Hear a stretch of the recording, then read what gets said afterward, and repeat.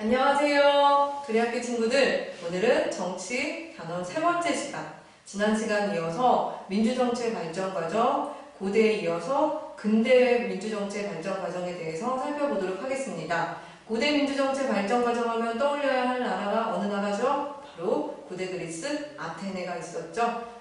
민중에 의한 지배, 특징 세 가지, 그리고 왜 이렇게 이쪽에서 민주정치가 처음으로 발전할 수 있었던 조건, 그리고 마지막으로 한계점까지 반드시 꼭 하나의 흐름으로 기억하라고 말씀드렸죠. 자, 오늘은 근대 민주정치의 발전 과정으로 넘어가도록 하겠습니다. 자, 근대 민주정치. 여러분, 근대 민주정치. 자, 근대 민주정치의 발달은요, 바로 누구의 역할을 빼놓을 수가 없냐? 바로 시민의 역할을 빼놓을 수가 없습니다. 바로 시민계급의 성장을 우리가 눈여겨봐야 됩니다. 자, 여기서 말하는 이 시민들은요, 바로 어떤 경제활동을 통해서 막대한 부를 축적한 이 부르주아 계급들이 거의 중심을 이룬, 다수를 이루는 이 시민들이 갑자기 이제 성장을 하기 시작하면서 이 시민 계급들의 성장은요, 이 부르주아 계급, 그러니까 경제적 부를 통해서 이 부를 축적한 이 부르주아인 시민 계급들이 왕실의 어떤 재정을 지원하는 아주 중대한 역할들이 이 사람들이 아주 담당을 하게 되었는데, 이 사람들이 이렇게 재정적으로 왕실을 후원하는 그런 아주 지대한 역할을 가졌음에도 불구하고 이들에게는 어떤 정치에 참여할 수 있는 최소한의 어떤 역할들, 그런 힘들이 이들에게는 부여받지 못했어요. 근데 자, 이들이 이렇게 시민계급들이 좀 더 어떤 부를 바탕으로 이들의 생각과 그 다음에 이제 사회를 보는 이런 눈들이 변하기 시작하면서 이들의 성장이 곧 뭘로 이어지게 됩니까? 시민혁명으로 이어지게 됩니다. 이 시민혁명으로 이어지면서 근대 민주정치가 아주 아름답게 꽃피우게 되는데요. 자, 이 근대 민주정치의 이 시민의 성장은 곧 시민혁명으로 이어졌다고 했는데, 이와 더불어서 이때 하나의 큰 흐름의 사조들이 있었어요. 하나의 큰 흐름의 어떤 생각을 바꾸게 된 사조들이 있었는데, 그게 바로 이제 17, 18세기에 등장하는 첫 번째 무슨 사상이 있냐? 바로 계몽사상이 있었고요. 그리고 두 번째는 자연권 사상이 있었고, 세 번째는 바로 사회계약설이 있었습니다. 이 사상적 배경이 결국은 시민혁명을 일으키는데 아주 지대한 공헌을 했다는 거죠. 그러면 지금부터 차근차근 계몽사상이 무엇이고 자연권 사상이 무엇이며 사회계약설이 무엇인지 살펴보도록 하겠습니다. 자, 몽, 깨어나라, 꿈에서, 미신, 뭐 이런 거에서 깨어나라. 자, 이게 무슨 얘기냐면요, 이전에는 굉장히 이 미신하고 관습에 의존했다면 이제는 거기에서 벗어나 깨어나 사람의 이성으로 판단하고 생각하고 바라봐라, 이런 얘기예요. 그래서 이 계몽사상가들은요, 이 세상에서 행복의 성취를 믿었어요. 그러니까 계몽사상가들은 이 세상에 행복의 성취가 가능하고 행복의 성취를 믿었는데, 이 행복의 성취는 반드시 무엇을 통해서? 이성을 통해서 가능하다라고 생각했던 사상이 바로 무슨 사상이에요? 계몽사상이에요. 그래서 과거의 어떤 무지함과 미신, 관습적인 요소에서 깨어나서 인간의 어떤 생각하는 그런 힘, 이성을 통해서 사회를 바라보고 어떤 혁명을 이끌어내자. 이게 바로 이제 계몽사상이고요. 자, 자연권 사상은 무엇이냐면, 인간은 태어나면서부터 신이 부여한 생명, 자유, 재산과 같은 뭘 갖고 있냐? 자연권을 갖고 있다라고 주장하는 거예요. 자, 인간은 태어나면서부터 생명, 자유, 재산과 같은 뭘 갖고 태어난다? 자연권을 갖고 있다. 이 자연권은요, 이와 같은 권리는 양도할 수 없어요. 양도가 뭐예요? 누구에게? 줄 수 없어요. 양도할 수 없는 불가침의 권리이다 라고 주장하는 것이 바로 자연권 사상입니다. 이 자연권 사상은 훗날 정말 미국의 독립혁명이나 프랑스의 시민혁명에 아주 지대한 영향을 미치게 되는 하나의 중요한 사상이 됩니다. 자, 마지막으로 이제 뭐가 있냐면 사회계약설이 있습니다. 자, 사회계약설. 자, 우리가 아무것도 계약이 맺어지지 않는 우리 인간이 그냥 놓여져 있는 이런 상태에는 우리가 이제 자연 상태라고 보았는데, 자연 상태에서는요, 사람이 우리 모든 평범한 인간들이 이런 자연권 사상으로 부여된 생명과 자유와 재산을 개개인이 지키기에는 뭐가 있냐면 한계점이 있었어요.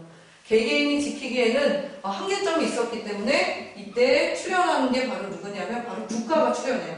국가가 출연해서 바로 상호 계약과 합의를 통해서 이러한 자연권 사상을 보장받고 실현해 줘야 한다라고 바라봤던 것이 바로 뭡니까? 사회 계약서입니다. 자, 그래서 근대 민주 정치의 발달에 아주 중요한 주체가 되었던 시민을 기억해 두시고, 이 시민은 상공업이나 경제적 활동을 통해 부를 축적한 부르주아 계급이었으며, 이들은 어떤 왕실을 재정적으로 후원하는 것에 비해서 이들이 갖고 있었던 어떤 정치적인 힘들, 어떤 정치에 참여할 수 있는 권한들은 굉장히 적었다는 것. 근데 이들의 어떤 의식 수준이 성장하면서 시민혁명으로 이어지게 되었고, 이 시민혁명이 발생하는데 아주 큰 바탕이 되었던 사상이 있는데, 그것이 바로 계몽사상, 자연권사상, 사회계약설이 있다. 계몽사상은 바로 아주 과거의 무지한 미신 관습에서 깨어나라. 인간의 이성으로 판단하고 생각해라. 그 자연권사상은 인간은 태어나면서부터 신이 부여한 생명, 자유, 재산, 이런 자연권을 갖고 태어나고 누구에게 양도할 수도 없는 불가침의 권리를 갖고 있다라는 것. 그리고 우리 인간의 이러한 자연권 사상을 우리 스스로가 지켜내는 데는 뭐가 있다? 한계가 있다. 한계가 있기 때문에 이러한 한계점들을 우리가 극복해내기 위해서는 누구하고 계약을 잡고 상호 계약을 맺어 국가와 상호 계약을 맺어서 자연권 사상을 지켜내고 유지하는데 필요한 것이다. 이 세 가지의 사상이 바탕이 되어서 근대 민주정치의 발전 과정을 꽃피우게 되는데, 그 첫 번째가 바로 어떤 혁명으로 이어집니까? 영국의 무슨 혁명이에요? 명예혁명이죠. 그리고 두 번째가 바로 미국의 무슨 혁명입니까? 독립혁명입니다. 그리고 세 번째가 바로 프랑스의 무슨 혁명입니까? 시민혁명입니다. 자, 이것은 이제 순서대로 그대로 갑니다. 영국의 명예혁명에 대해서 간단히 이야기하자면, 영국의 명예혁명은 정말 피 한 방울도 흘리지 않고 이룩한 혁명이다 라고 해서 명예혁명이라고 불리고요. 영국의 명예혁명으로 인해서 영국이라는 나라는 이제 의회 중심의 왕은 이때 의회 중심의 정치체제가 이제 뽑히게 되죠. 의회의 동의 없이는 세금도 징수할 수 없고, 의회의 동의 없이는 상비군도 이제 파병할 수 없는, 무조건 이제 의회의 동의가 있어야 하지만 의회의 동의를 얻어서 의회 중심의 정치체제가 이제 구축이 되고요. 그 다음에 미국의 독립혁명은 바로 영국의 어떤 지배로부터 벗어난 13개의 주들이 어떤 독립선언서를 발표함으로 인해가지고 자연권 사상을 좀 더 확보하기 위해 정부를 조직하는 거에 동의했고요. 그 다음에 정부의 정당한 권력은 바로 국민의 동의와 지지로부터 나온다라는 독립선언서를 이제 발표하게 됩니다. 자, 그리고 시민혁명 중에 가장 전형적인 시민혁명이라고 일컬어지는 프랑스의 시민혁명은 바로 인간은 자유롭고 평등하게 태어났다. 그리고 국가의 목적은 바로 자연권을 보장하는 데 있다. 또 마지막으로 주권은 국민에게 있다라는 인권선언을 통해서 이 인권선언을 통해서 이 시민혁명이 이제 발전하게 되었고, 더 나아가 이 세 가지 혁명을 통해서 근대 민주정치가 자리 잡게 되고 꽃피우게 되었다는 점을 여러분들이 꼭 기억하셔야 됩니다.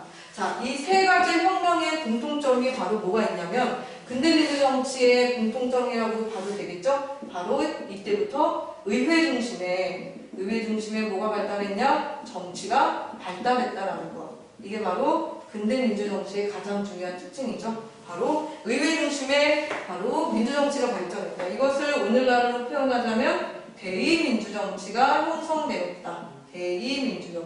대의민주정치가 형성되었다라고 표현할 수 있고요. 하지만 여전히 한계점도 드러나 있습니다. 어떤 한계점이 드러나 있냐? 바로 누구나 여전히 정치에 참여할 수 없었다. 아직까지도 신분이나 재산, 부여에 따라서 정치에 참여할 수 있는 권한이 주어졌기 때문에 여성이라든가 노동자 그리고 농민 이런 사람들에게는 바로 제외될 수밖에 없었다. 이게 바로 근대민주정치의 한계점이죠. 자, 근대민주정치는요 바로 중요한 거. 이 시민혁명을 통해서 의회 중심의 정치가 발달하여야 했다는 거. 그와 더불어서 한계점은 여전히 어떤 신분이나 재산에 따라서 정치를 바라보았기 때문에 정치에 참여의 권한을 부여했기 때문에 여전히 여자, 노동자, 그 다음에 농민들 이런 다수의 사람들에게는 정치 권력이 정치에 참여할 수 있는 권한이 주어지지 않았다는 거.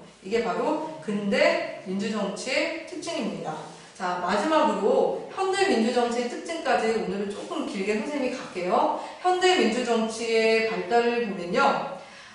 근대까지만 해도 여자 노동자에게는 무엇이 없었어요? 참정권이 없었어요. 정치에 참여할 수 있는 권한이 없었어요. 자, 그러했기 때문에 영국에서는요, 노동자들이 끊임없이 정치에 참여할 수 있는 권한을 달라. 그래서 차치스트 운동을 세 차례에 걸쳐서 펼치게 됩니다. 그러면서 노동자에게 선거권을 이제 획득하게 되고요. 그 다음에 여성들도 마찬가지로 끊임없이 참정권을 달라고 운동을 펼칩니다. 하지만 가장 늦게 참정권을 부여받게 되었는데, 1920년에 바로 미국이라는 나라에서 처음으로 여성에게 이제 참정권이 주어지게 되었고, 그 다음에 1929년에 영국에서부터 이제 이어지게 되었고, 그 다음부터 이제 우리나라에는 이제 1948년 재헌국회가 이제 생겨나면서부터 우리나라에는 처음부터 이제 여자에게 참정권이 주어지게 되었죠. 하지만 여전히 참정권이 주어지지 않았던 나라가 있어요. 그 나라가 어떤 나라였냐면 사우디아라비아. 사우디아라비아는 중동 국가죠. 이슬람 국가죠. 굉장히 이 국가는 여전히 여자에게 참정권이 주어지지 않았는데 이 끊임없는 여성들의 그런 어떤 운동을 통해서 2015년 올해부터 이 지방선거에 여자들이 참여할 수 있는 권한을 획득하게 됐어요. 자, 우리가 알지 못하는 그런 지구의 반대편을 살아가는 또 이런 삶의 모습에는 이런 모습들이 있다라는 거. 자, 그러면서 이제 현대 민주정치는요, 바로 노동자들에게도 선거권이 부여가 됐고요. 또 하나 여성들에게도 참정권이 부여가 됐어요. 그래서 무슨 제도를 확립했냐? 바로 현대민주정치는요. 바로 보통선거를 획득했다라고 설명할 수가 있어요. 보통선거라는 얘기는 신분, 재산, 학력 이런 거에 상관없이 일정 연령 나이가 되면 누구나에게 선거권을 부여하는 거. 이게 바로 보통선거거든요. 그래서 현대민주정치는 바로 보통선거 제도가 확립이 되었다는 것. 그래서 모든 사람들, 일반 무리의 모든 사람들이 대중이 정치에 참여하는 무슨 민주주의? 대중민주주의가 그때부터 이제 등장하게 됩니다. 하지만 모든 사람들이 정치에 참여할 수 있었던 이런 아주 좋은 특징을 갖고 있음에도 불구하고 이 한계점은 어쩔 수 없는 것 같아요. 대중이 모든 사람들이 이제 정치에 일정 연령 나이가 되면 모든 사람들이 정치에 참여할 수 있게 되다 보니까 나 하나쯤이야 내가 안 해도 되겠지라는 그런 생각을 갖게 되면서 이제 정치적 무슨 현상이 나타나면 무관심이 아주 증가하게 됩니다. 그래서 대중이 정치적 소외와 정치적 무관심이 계속해서 증가하게 되면서 안 되겠다. 이런 대의민주정치 체제의 어떤 단점을 보완하기 위해서 직접민주정치 체제의 요소를 이제 가미하게 되는 그런 형상까지 오게 됩니다. 이 부분은 나중에 뒤에 가서 자세하게 배울 거고요. 오늘 이 시간까지 해서 우리가 민주정치 발전 과정에 대해서 살펴봤습니다. 첫 번째는 고대가 있었고, 두 번째는 근대가 있었어요. 세 번째는 현대까지. 현대에 와서 보통선거제도, 대중민주주의가 펼쳐졌지만 결국 그 안에서도 정치적 소외감과 무관심이라는 이런 한계점들이 등장하면서 또 다른 직접민주정치제도의 요소를 도입하게 되는 그런 결과를 가져왔다라고 했습니다. 자, 고대, 근대, 현대 특징들 꼭 기억하시고 한계점도 기억하셔야 됩니다. 자, 우리가 이런 과정을 거쳤기 때문에 오늘날 우리가 알고 있는 민주주의, 민주정치가 가능한 것이라는 사실을 여러분들이 꼭 기억하시면 되겠고요. 다음 시간에는 민주주의의 이념에 대해서 우리가 배워보도록 하겠습니다. 오늘 이 긴 시간 강의 들어주셔서 감사하고요. 다음 시간 뵙겠습니다. 안녕!